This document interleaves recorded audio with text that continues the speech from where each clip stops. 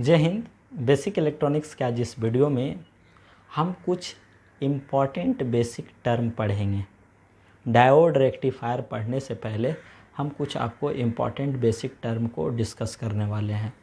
पहला है सर आपका डायरेक्ट वोल्टेज और डायरेक्ट करंट। ये क्या होता है सर? तो हम कहता है कि वैसा वोल्टेज जिसका मैग्नीट्यूड जो होता है, जिसका मैग्नीट्यूड वो टाइम के रेस्पेक्ट में कांस्टेंट होता है। और टाइम के रेस्पेक्ट में मैग्नीट्यूड आपका क्या होता है सर? कांस्टेंट होता है। और उसका डायरेक्शन भी यूनि डायरेक्शनल होता है, डायरेक्शन चेंज नहीं करता है। तो वैसे वोल्टेज और करंट को हम क्या बोलते हैं सर? डायरेक्ट वोल्टेज और करंट बोलते हैं। फॉर एग्जाम्पल जैसे मान लो ना सर, ये हमारा वोल्टेज एक्सिस है और ये आपका टाइम एक्सिस है। वोल्टेज है तो देखो, तो ये वोल्टेज जो है वो टाइम के रेस्पेक्ट में मैग्नीट्यूड आपका क्या है सर? आपका सेम है, चेंज नहीं कर रहा है, मैग्नीट्यूड कांस्टेंट है। डायरेक्शन भी ऑलवेज पॉजिटिव डायरेक्शन मेंटेन किए हुए है, इसलिए डायरेक्ट वोल्टेज है। इसी तरह का हमारा क्या है सर? ये टाइम है, ये करंट एक्सिस है। यदि करंट का वेव फॉर्म भी इसी तरह हो, माने टाइम के रेस्पेक्ट में मैग्नीट्यूड कांस्टेंट रहे और unidirectional positive direction maintain रखे, तब इसको हम डायरेक्ट करंट बोलते हैं ना सर। लेकिन डायरेक्ट करंट आपका क्या होता है सर? डायरेक्ट वोल्टेज और डायरेक्ट करंट भी आपका दो तरह का होता है। एक होता है स्मूथ, एक होता है क्या होता है sir? Smooth DC voltage, smooth direct voltage और करंट। दूसरा होता है पल्सेटिंग डायरेक्ट वोल्टेज और करंट। पल्सेटिंग डायरेक्ट वोल्टेज और करंट। तो स्मूथ क्या होता है? स्मूथ कहने का मतलब है ना सर, मतलब एकदम बिल्कुल यूनिफॉर्म, बिल्कुल वेरिएशन नहीं। स्मूथ कहने का मतलब देयर इज नो वेरिएशन, एकदम कांस्टेंट, बिल्कुल कांस्टेंट, टोटली कांस्टेंट। तो वही कहता है, उसी को स्मूथ डायरेक्ट वोल्टेज और करंट बोलते हैं। तो वैसा डायरेक्ट वोल्टेज और करंट जिसका मैग्नीट्यूड आपका एकदम बिल्कुल कांस्टेंट रहता है, वो चेंज नहीं करता है। डायरेक्शन भी आपका क्या होता है सर? हमेशा यूनि डायरेक्शनल मेंटेन रखता है, तो उसको हम स्मूथ डायरेक्ट वोल्टेज और करंट बोलते हैं। तो ये जो देख लो, ये एकदम स्मूथ है, देयर इज़ नो वेरिएशन, यहाँ कोई वेरिएशन नहीं है। तो इसलिए हमारा क्या सर? ये स्मूथ डायरेक्ट वोल्टेज है, या स्मूथ डायरेक्ट करंट है। तो हम जनरली बोलचाल की भाषा में बोल देते हैं डीसी वोल्टेज है, डीसी करंट है। तो ये स्मूथ डीसी वोल्टेज है, स्मूथ डीसी करंट है। समझ रहे हैं? डीसी मतलब समझ जाना, डायरेक्ट वोल्टेज और करंट। हाँ, तो वही देख लो, एकदम स्मूथ है, यहाँ कोई चेंजिंग नहीं है, कोई फ्लक्चुएशन नहीं है। समझ रहे हो? तो इसलिए हम इसको क्या बोल रहे हैं सर? स्मूथ बोल रहे हैं। इसको क्या बोल रहे हो आप? स्मूथ बोल रहे हो। अब है बात है पल्सेटिंग क्या होता है? पल्सेटिंग कहने का मतलब है सर, मैग्नीट्यूड कांस्टेंट नहीं रहेगा, लेकिन डायरेक्शन क्या करेगा सर? चेंज करेगा। मैग्नीट्यूड कांस्टेंट नहीं रहेगा लेकिन डायरेक्शनल यूनि डायरेक्शनल रहेगा, डायरेक्शन सेम रहेगा। जैसे पॉजिटिव डायरेक्शन है, ये पॉजिटिव डायरेक्शन है, ये नेगेटिव डायरेक्शन, ये नेगेटिव डायरेक्शन। तो मान लो कोई वोल्टेज ऐसे वैरी कर रहा है, ऐसे वैरी कर रहा है, ऐसे वैरी कर रहा है, ऐसे वैरी कर रहा है।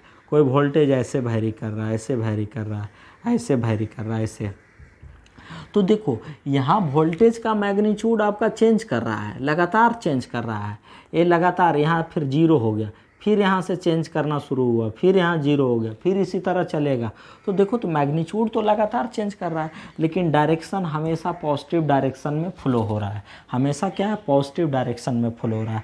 यहाँ भी देखो, मैग्नीट्यूड लगातार चेंज कर रहा है, लेकिन डायरेक्शन ऑलवेज पॉजिटिव डायरेक्शन में आपका है, मेंटेन किया हुआ है।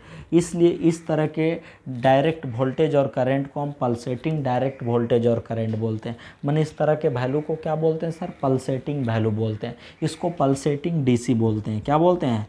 पल्सेटिंग डीसी बोलते हैं सर। पल्सेटिंग डीसी माने इस तरह का यदि वेव फॉर्म मिले तो समझ जाना पल्सेटिंग में ऐसा भी हो सकता है, ऐसा ऐसा भी हो सकता है। ये भी एक ही डायरेक्शन में आपका फ्लो हो रहा है, लेकिन मैग्नीट्यूड लगातार क्या हो रहा है सर, चेंज कर रहा है, मैग्नीट्यूड चेंज कर रहा है लगातार। तो मैंने पल्सेट कर रहा है, मैंने minimum to maximum, maximum to minimum, minimum to maximum, maximum to minimum. देखो तो minimum to maximum, maximum to minimum, फिर आपका minimum to maximum, maximum to minimum. तो इसका मैग्नीट्यूड जो है minimum to maximum, maximum to minimum, ये आपका पल्सेट करता है, फ्लक्चुएट करता है, वैरी करता है, लेकिन डायरेक्शनल यूनी डायरेक्शनल मेंटेन किया हुआ है। इसलिए आपका क्या है सर, इसलिए ये आपका पल्सेटिंग डीसी है, ये आपका पल्सेटिंग डायरेक्ट वोल्टेज और करंट है, ये भी आपका पल्सेटिंग डीसी है। लेकिन इस तरह का वैल्यू आपका स्मूथ वैल्यू है, इस तरह के वैल्यू को हम क्या बोलेंगे सर, स्मूथ वैल्यू बोलेंगे। हाँ, तो अब तो आप समझ गए कि हमारा डायरेक्ट वोल्टेज और करंट आपका दो तरह का, आप क्या समझना है, एक स्मूथ इस तरह का और एक आपका क्या बोलता है इस तरह का। तो हमको जो रेक्टिफायर में मिलता है ना, रेक्टिफायर में जो आउटपुट मिलता है वो हमको स्मूथ नहीं मिलता है, वो हमको आपका पल्सेटिंग वैल्यू मिलता है। रेक्टिफायर में जो हमको वोल्टेज और करंट मिलता है सर, वो पल्सेटिंग वैल्यू मिलता है, वो हमको स्मूथ नहीं मिलता है। उसको स्मूथ बनाने के लिए हम फिल्टर यूज करते हैं। क्या यूज करते हैं, फिल्टर। मतलब उसमें, इसमें देखो ना ये फ्लक्चुएशन है, मतलब इसमें कुछ ना कुछ एसी कंपोनेंट प्रेजेंट है, माने कुछ अल्टरनेटिंग वैल्यू इसमें प्रेजेंट है। तो इसी अल्टरनेटिंग वैल्यू को रिमूव करने के लिए, माने डीसी वैल्यू में जो अल्टरनेटिंग वैल्यू है इसको रिमूव करने के लिए, तो इसको हटाने के लिए, मतलब इस तरह के वैल्यू को ऐसा बनाने के लिए, इस तरह के वैल्यू को ऐसा बनाने के लिए, कांस्टेंट बनाने के लिए, स्मूथ बनाने के लिए हम फिल्टर सर्किट यूज करते हैं। समझ रहे हैं, हाँ, फिल्टर सर्किट यूज करते हैं। आगे हम सब कुछ बढ़िया से पढ़ाएंगे। अब क्या है सर, आपको हम बता दें, रेक्टिफायर आप समझ लिए कि हमको स्मूथ तो देता नहीं है, पल्सेटिंग देता है। तो स्मूथ बनाने के लिए हम क्या यूज करते हैं, फिल्टर यूज करते हैं। क्लियर। अब क्या है, चलो देखो, जब हम रेक्टिफायर पढ़ते हैं ना सर, रेक्टिफायर, रेक्टिफायर, रेक्टिफायर क्या है, जो एसी वोल्टेज और करंट को डीसी में बदल देता है, वही रेक्टिफायर है। रेक्टिफायर क्या है, जो एसी वोल्टेज और करंट को डीसी में बदल देता है, या जो एसी पावर को डीसी पावर में कन्वर्ट कर देता है, वही रेक्टिफायर है। तो रेक्टिफायर जब हम पढ़ेंगे सर डायोड का यूज करके, डायोड रेक्टिफायर, तो हम डायोड, ये जो है ना सर, ये जो डायोड है इसको हम आइडियल मान लेंगे, assume to ideal, assume to ideal switch, ideal switch. Switch, ideal switch कहने का मतलब है सर, जब ये फॉरवर्ड बायस होगा, जब ये फॉरवर्ड बायस होगा तो हम माने कि ये क्लोज स्विच की तरह बिहेव करता है, माने इसमें कोई वोल्टेज ड्रॉप नहीं, कोई बैरियर पोटेंशियल नहीं। माने आइडियल स्विच मानने का मतलब है, आइडियल मानने का मतलब है इसमें कोई वोल्टेज ड्रॉप नहीं फॉरवर्ड कंडीशन में, और आपका कोई आपका बैरियर पोटेंशियल नहीं। समझ रहे हैं, कुछ नहीं। अब आपका कहता है सर, जब ये रिवर्स बायस रहे, जब ये रिवर्स बायस रहे, जब ये आपका रिवर्स बायस रहे, तो ये बिल्कुल ओपन सर्किट की तरह बिहेव करे, माने कोई रिवर्स लीकेज करंट फ्लो नहीं हो, आइडियल मानकर चलते हैं। जब हम डायोड रेक्टिफायर पढ़ते हैं तो डायोड को मानकर चलते हैं कि वो आइडियल स्विच की तरह बिहेव करता है। माने आपका जब फॉरवर्ड बायस होगा तो बिल्कुल क्लोज स्विच की तरह बिहेव करेगा, और जब रिवर्स बायस होगा तो बिल्कुल आपका कैसा बिहेव करेगा, वो बिल्कुल ओपन स्विच की तरह बिहेव करेगा। माने यहाँ कोई रिवर्स लीकेज करंट फ्लो नहीं होगा, कोई रिवर्स लीकेज करंट फ्लो नहीं होगा। समझ रहे हैं। तो इतना समझ लीजिएगा कि जब डायोड रेक्टिफायर पढ़ेंगे तो हम डायोड को आइडियल स्विच मानेंगे। आइडियल स्विच कहने का मतलब जब वो फॉरवर्ड बायस होगा तो क्लोज स्विच, माने उसमें फॉरवर्ड बायस कंडीशन में जब ऑन कंडीशन, ये ऑन कंडीशन है, तो ऑन कंडीशन में उसमें कोई वोल्टेज ड्रॉप नहीं, कोई पावर लॉस नहीं, कुछ नहीं होता, बिल्कुल वो स्विच की तरह बिहेव करता है। उसी तरह जब वो रिवर्स बायस में रहे तो बिल्कुल ओपन स्विच, माने कोई उसमें रिवर्स लीकेज करंट फ्लो नहीं होता है। तो ये हम एजम्पशन लेते हैं, और आपका डायोड रेक्टिफायर वो डायरेक्ट इस तरह का नहीं देता है, वो इस तरह का देता है, माने इसको पल्सेटिंग वैल्यू बोलते हैं। हाँ, तो और थोड़ा सा हम कुछ एक और दो पॉइंट और बता देते हैं, वो थोड़ा सा समझ लीजिएगा आप, क्योंकि अगला क्लास में हम रेक्टिफायर डील करेंगे। अगला वीडियो जो लेकर के आएंगे वो रेक्टिफायर का वीडियो आएगा। रेक्टिफायर समझने से पहले ये चीज़ समझना बहुत ज़रूरी था। अभी थोड़ा सा और हम कुछ इम्पोर्टेंट बेसिक चीज़ें डील करेंगे। हाँ, तो देखो, जैसे आपने VI कैरेक्टरिस्टिक पढ़ा है ना, तो ये आपका क्या है सर, ये आपका ब्रेकडाउन है VBR, VBR। और ये आपका क्या है सर, फॉरवर्ड करंट है, ये IF है, ये आपका फॉरवर्ड वोल्टेज है, ये आपका रिवर्स वोल्टेज, समझ रहे हैं, ये आपका रिवर्स करंट है। तो ये तो आपका क्या है सर, डायोड का VI कैरेक्टरिस्टिक है। लेकिन जब डायोड पढ़ेंगे तो एक आता उसमें PIV, माने peak inverse voltage. Peak inverse voltage क्या है, कहता है कि देखो माने ये जो वोल्टेज है सर, ये जो वोल्टेज, ये तो फॉरवर्ड वोल्टेज है, तो फॉरवर्ड कंडीशन में इस तरह का कैरेक्टरिस्टिक होगा। और ये जो वोल्टेज है सर, ये जो वोल्टेज है, ये तो रिवर्स वोल्टेज है, रिवर्स बायस कंडीशन में वो आपका इस तरह का कैरेक्टरिस्टिक होगा। माने एक पार्टिकुलर वोल्टेज जब रिवर्स वोल्टेज दे देंगे तो जाकर के एक पार्टिकुलर वैल्यू पर ब्रेक डाउन कर जाएगा। तो ये कहता है PIV क्या है, तो कहता है it is the maximum reverse voltage, peak inverse voltage. इसका होता है full form peak inverse voltage, inverse voltage. ये थोड़ा सा समझ लीजिएगा, पीक इन्वर्स वोल्टेज क्या है। कहता है it is the maximum reverse voltage that A diode can withstand without destroying it's junction. कहता है कि डायोड के क्रॉस मैक्सिमम रिवर्स वोल्टेज जिसको ये सह सकता है, विथस्टैंड कर सकता है, समझ रहे हो, विदाउट डिस्ट्रॉइंग इट्स जंक्शन, माने बिना इसके जंक्शन को डैमेज हुए। माने कह रहा है कि वह मैक्सिमम रिवर्स वोल्टेज जिसको डायोड के क्रॉस दे दें तो उसको विथस्टैंड कर लेता है, बिना उसके जंक्शन को ब्रेक किए, बिना उसके जंक्शन को डिस्ट्रॉय किए।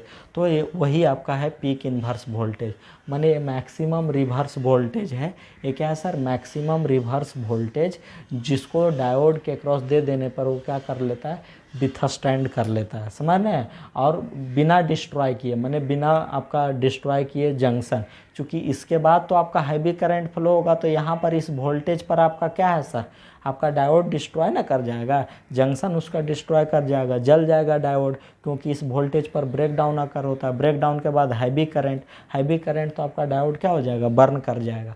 तो ये कहता है कि ये मैक्सिमम रिवर्स वोल्टेज है जिसको डायोड विथस्टैंड कर लेता है, सह लेता है, बिना डिस्ट्रॉइंग इट, माने बिना जले, बिना डैमेज हुए उसको क्या कर लेता है, विथस्टैंड कर लेता है। इसका मतलब PIV जो रेटिंग होगा वो ब्रेक डाउन वोल्टेज से आपका क्या होगा, थोड़ा सा कम होगा।